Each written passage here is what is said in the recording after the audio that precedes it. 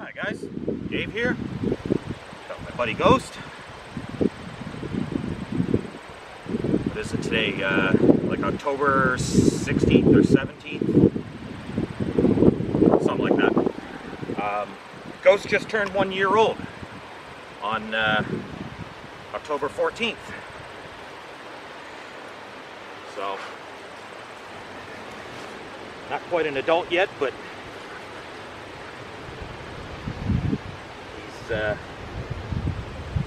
happy birthday to Ghost. Now, it's been about a month since I shot a video. I'm really stoked to be back at it, but the last little while between work, family obligations, horrible weather, just pouring rain all the time, and I actually had 3 laptops blow up on me, like pretty much back to back. I don't even know how I'm gonna edit and upload this video that I'm doing right now, but I'll figure it out and I'll have it done. So it's a nice sunny day, but it's windy. It's kind of iffy out. So a lot of my plans might have to wait. I'm kind of on a bit of a time frame even today. So today's just going to be a bit of a talk about knives. So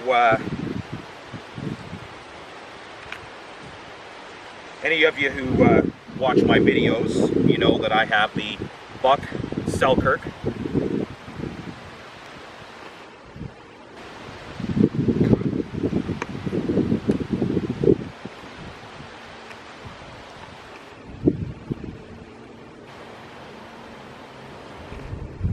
I'm a big fan of it. I've had it since either June 1st or July 1st of this year. So I've used it most of the camp season, fishing, you know, kind of whatever. I like it. A lot of people have issues because it's made in China. I have no issues with this knife. I have put this thing through hell. So my micarta handle is really nice. Blade itself, Rockwell 58, it's about 4 1/4 inches. I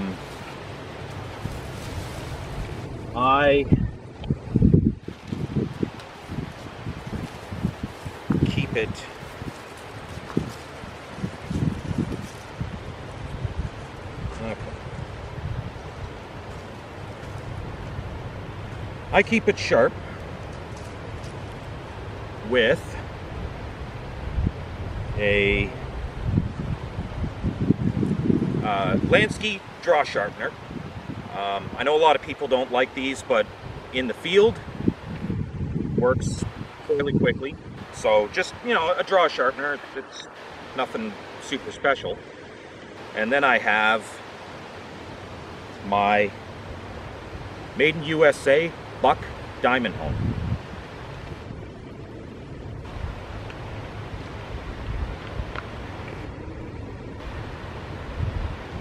This thing keeps my knives razor sharp. I really like it. It's got a rough side and a smooth side. It's done me very well. Let me see. I can't even remember what I paid for it, but I know when they told me the price, I thought, hell, that's not bad. I want it. Then I have like a piece of a leather belt that I just use as a strop, just to, I don't know, maybe it works, maybe it doesn't, it seems to. But that's what I use to keep my knives sharp.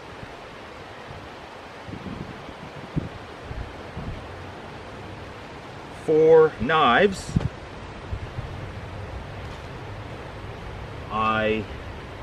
I always have my Selkirk. Every time I go into the bush, every time I'm camping, fishing, anything like that, I always have my Selkirk. I also bring along my kukri. Now, if anybody says to you, I will sell you the ultimate survival knife, it does everything.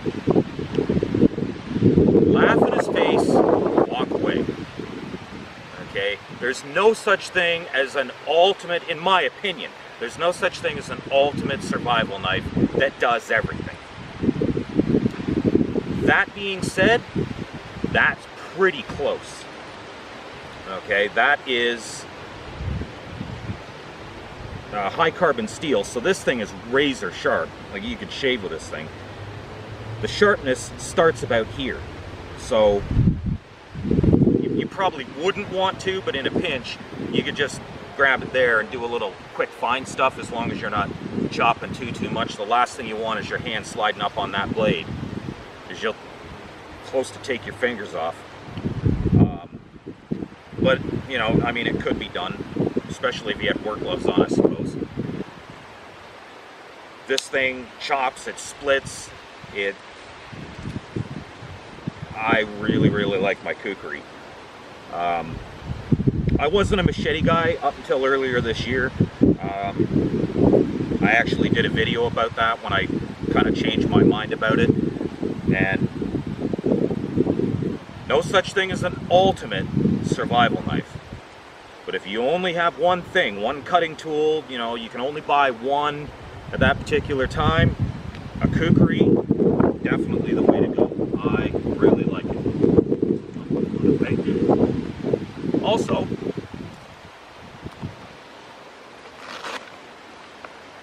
I carry this more as a sentimental thing. Good luck charm, whatever you want to call it.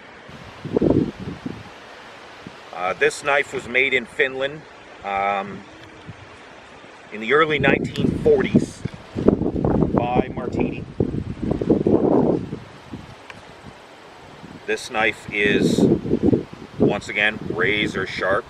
It was, like I say, my granddad's knife. It's a little bit corroded. It's high carbon steel, and it's been cared for more or less, but maybe not quite as good as it could have been. I was given this earlier this year, just a few months ago, and on the case, you can't even see it barely, but on the case is the name, J. Martini, made in Finland, Rovaniemi. So I emailed the company in Finland, Martini, and I asked them, could they give me any information about the knife? They got back to me very quickly. So cowhide leather, case, scabbard, sheath, whatever. High carbon steel blade, painted birch handle, fairly old knife. And I carry it with me wherever I go. I never actually use it for anything, but I do carry it with me wherever I go, sort of as a bringing my granddad along kind of thing. So primarily the kukri and the buck knife, the Selkirk. I have a few little lock blades here and there spread around, utilitarian type, you know, quick whatever. It's always nice to have, you know, a couple of little extra blades, you know, for small tasks. Maybe you want to, I don't know, carve yourself a spoon. Use a lock blade rather than your bush knife. Keep that nice and sharp for the big tasks that you really want to do. So I carry some lock blades, but primarily most of my tasks are this and the kukri. So yeah, that's my knives. Actually, incidentally, if you're interested in a high quality kukri at a really good price, I think I paid like 65 bucks for this. It is full tang, completely. High carbon. Nice wood handle. No real hot spots on the handle. I've done a lot of chopping, a lot of everything with this thing, and the handle doesn't look like it would be comfortable, but it's actually not that bad. Not that bad at all. Okay, Ghost. We're gonna knock the camera over, so I'll let you back over there. Okay, so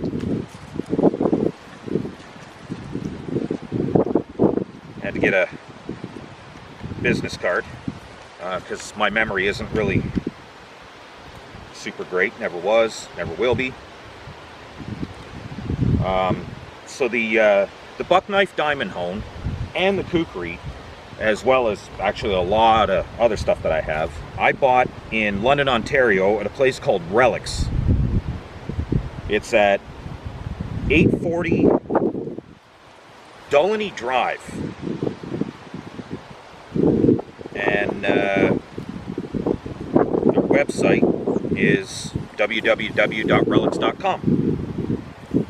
I've been in there a bunch of times. I collect swords. I bought a bunch of swords off of them. I bought a boar spear as part of my survival kit. The diamond hone, the kukri.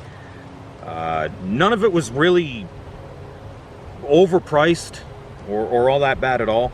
Really high quality stuff. And I mean, the guys that work there or own the place, just a really great couple of guys. I really like them. They're really friendly. They're, you know, eager to help out with anything you need. And now they're not paying me to say this. I don't know them outside of their store, me going in, you know, kind of whatever. You know, we certainly have never just hung out. I just really like the store. I really like their mind for, you know, customer service and fair prices and all that. So, you know, that's the only reason I'm mentioning it, because they are top notch. So if you're interested and you're anywhere in Ontario, you get around London, go check it out. You know, the kukri is a bush knife. Can't be beat. Really, really can't be beat. So, a little bit of, I don't know, knife safety tips for some of the newer guys into bushcrafting, camping, whatever.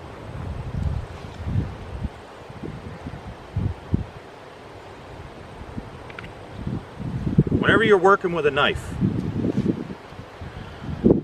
always try to keep the best possible control over your blade, regardless of what you're doing.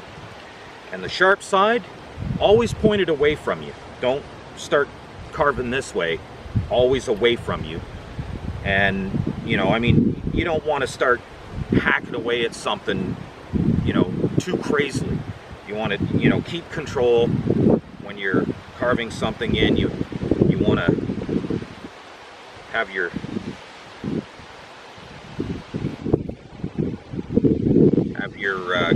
knife control always. So now that comes from experience, because I've got scars from doing stupid stuff like that, you know, all over my hands, even on my legs actually. So you always want to keep the sharp side away from you, point it away from you, keep control whenever you're doing whatever. And you know, when you're chopping or hacking away at something, you probably don't even want to hold on to, you know, put it on a log or somewhere, you know, and then, you know, give it a whack. Keep your hands right out of the way, because it's really easy in the bush to lose focus and mistakes are made. And depending on how far back in the bush you are and how far away from help you are, you might be in real trouble. as for, say you want to split a piece of wood.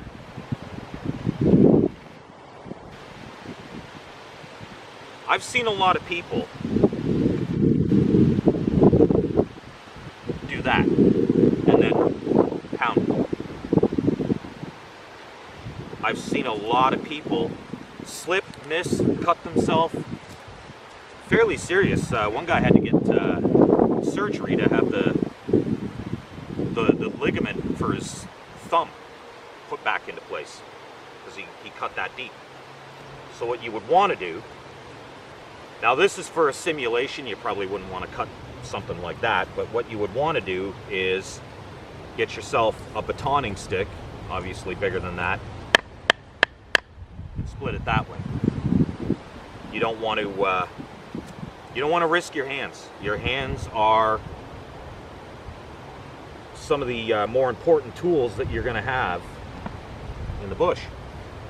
If you don't have the use of your hands, you don't have the use of anything. So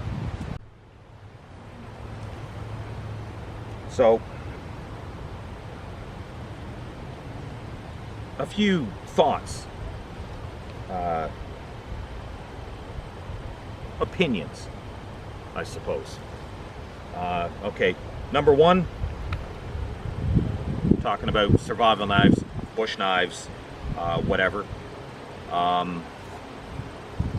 Some people like, like a 6 or an 8-inch blade. Some people like more of a 4.5-inch blade. I fall into the 4.5-inch blade type mind frame myself.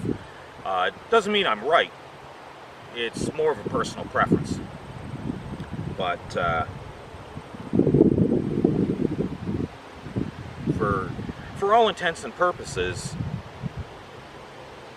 4.5-inch blade, really, it's really all you need. Especially, you've got like a saw, a kukri, a machete, large knife or whatever. Most of your camp tasks or whatnot can really be accomplished with something like this. I also don't like serrations anywhere on my blade. That's more of a personal preference as well, I suppose. But serrations, even a dull serrated area will still cut. But they don't cut evenly. You'll fray your rope all up, kind of whatever. And, they are kind of hard to sharpen without, the proper tool for it or whatever. Personally, with my little draw sharpener and diamond hone, I keep this thing nice and sharp. I don't have to worry about serrations, another extra little thing to sharpen those or whatever. And, quite honestly, I think they're kind of useless. I can clean fish with this, but if there was serrations on it, would make it a whole lot more difficult. So I don't see a point in it. Also, even though I haven't actually been uploading onto YouTube, I have been checking out some videos here and there, and a couple of videos that I watched, a few people have made mention about batoning with your knife.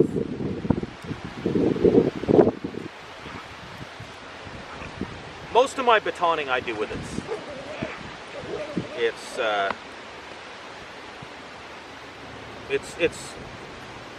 It's just better.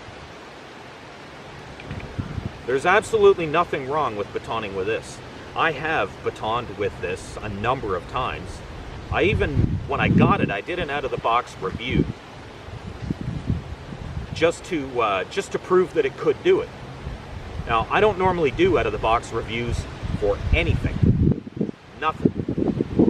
I don't see the point. Until you've really put your tool to the test, there's no point really doing a review to talk about how much you like it. Or, how it performs. But a lot of people, oh, these things are made in China. Don't buy them, they're garbage. They're just going to break apart on you.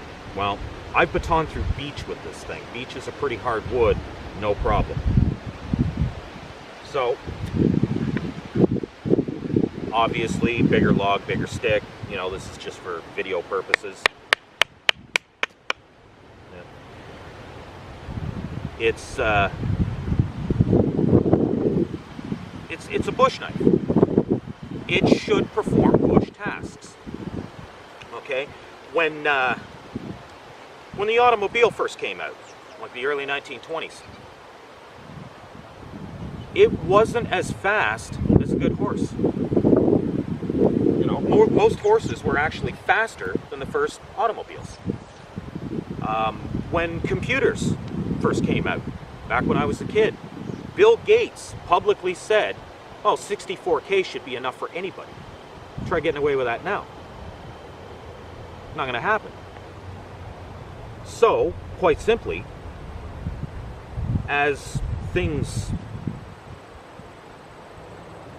evolve, as you know, technology makes them better, we expect more out of them. So maybe 60, 70, 80 years ago, somebody might not have batoned a piece of wood with a knife. I honestly don't even know what...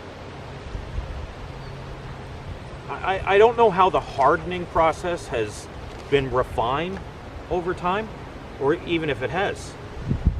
But metallurgy has, you know, come at least a bit of the way better. I'm sure the hardening processes have been refined to work better. And, you know, I mean,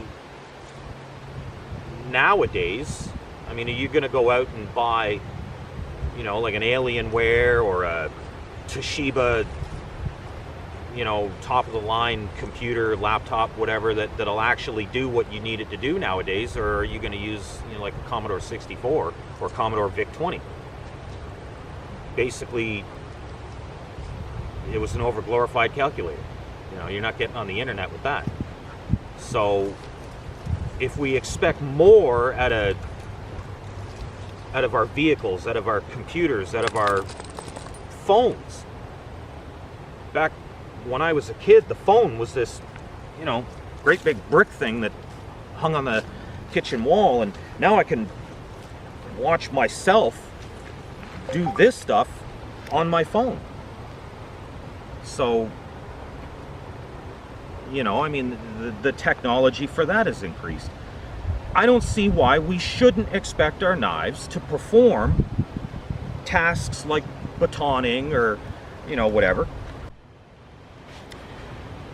So, yeah, in conclusion, I think I covered everything that I wanted to cover, everything I wanted to say. I probably yammered on more than enough anyway. So let me know what you guys think. Drop a comment in the comments section, and let me know what you think. Let me know what your opinions are. Let me know what your favorite knife is, or, you know, what you have in your kit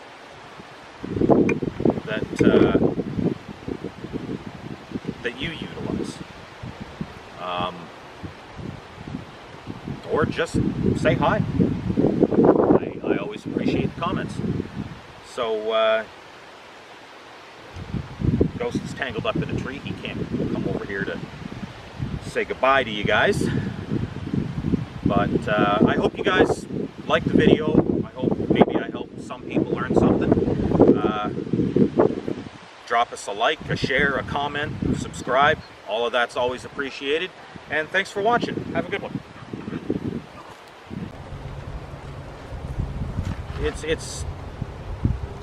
I mean, no offense against the people who have the opinion of you shouldn't do that because it's not meant to do that. To me, it's silly that you shouldn't expect a knife to be able to do that.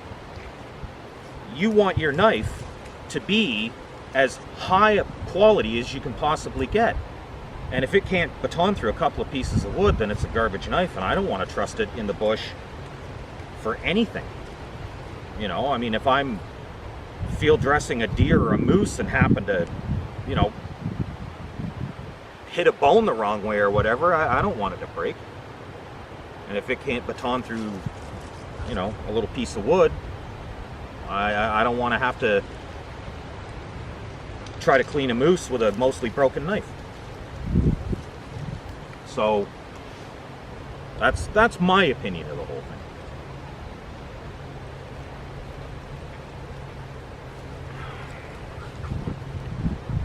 So, going into, I know this is mostly about knives, but knives fall under the general category of cutting tools.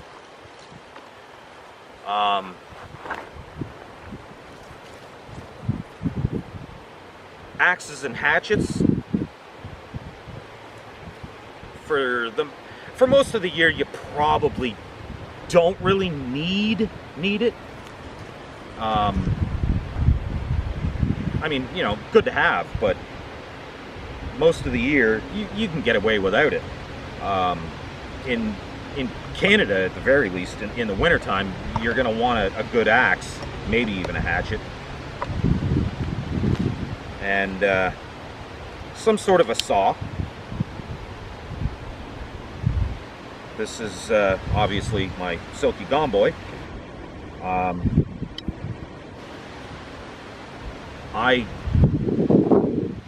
This is still the original blade that I bought it on. A lot of people have a problem with blades breaking. It's a thinner blade, so it has to be used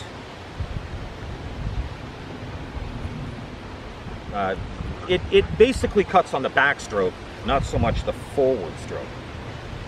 So you have to you kind of have to keep that in mind. They're awesome. These things are great. I think they're better than the Lapco or Laplander. Its main competitor, Laplander, I think. Their blades are a little thicker, a little more robust. They don't cut as well, and I don't know. I prefer the Silky Gomboy over their leading competitor. But whenever I'm done using it, I try to, you know, clean out the blade surface carefully, because these things are sharp. So I just sort of, you know, kind of whatever. And, you know, once in a while I give it a little shot of WD-40. I, you know, clean it up.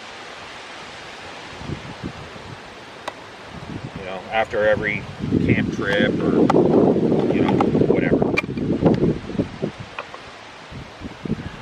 That there, I have to put oil on it, keep it from rusting out or whatever. It's got a little bit of corrosion because I have used this thing a lot. I've had this a couple of years, and I do use it a lot. So I have to put you know, some oil on it and whatnot, clean it up and keep it from rusting out, because it's high carbon steel. This here, it's high carbon stainless, so it doesn't really require quite so much care. I clean it up and I do resharpen it because its edge retention, quite frankly, is not as good as high carbon steel. So it doesn't require as much care. And the same with my various, you know, little folding knives. I sharpen them up, I clean them up a little bit, you know, take care of them. Your cutting tools, if cared for properly, will pretty much last you a lifetime.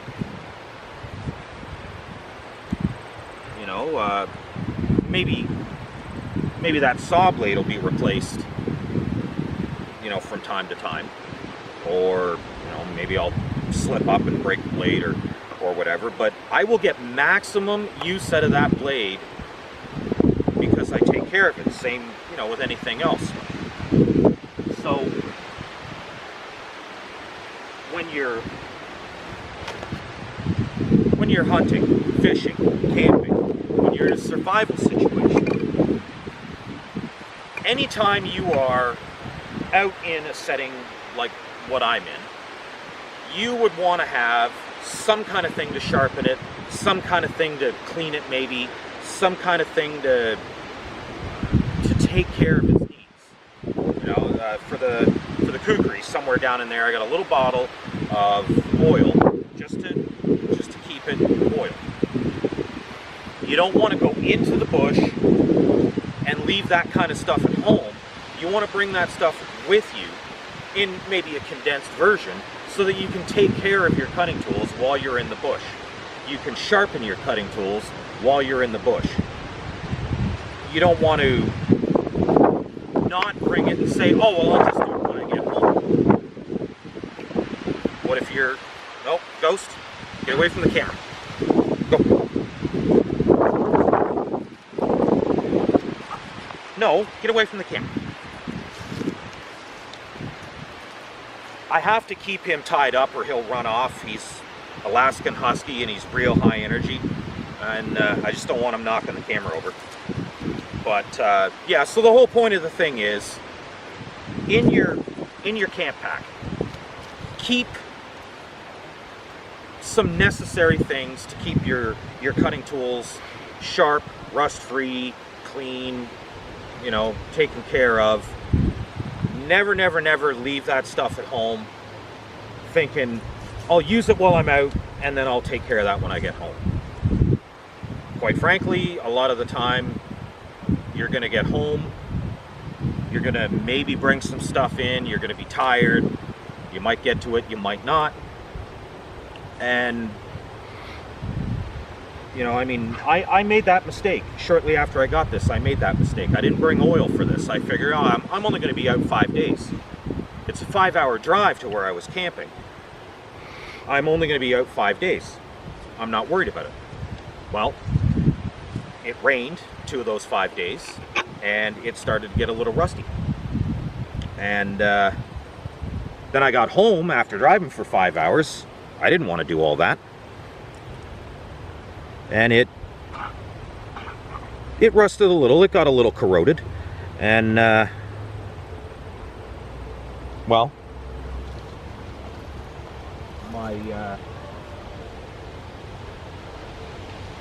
my knife is still in perfect usable condition, but it's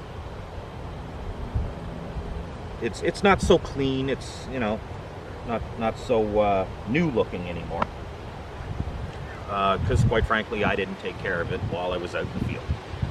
So something else that should be considered: whatever items you're bringing with you, bring the things that you need to upkeep them, to take care of them, to sharpen them, and to see to their needs that they stay in a like-new condition so that they'll last you your lifetime. So, yeah, I think I've probably yammered on enough.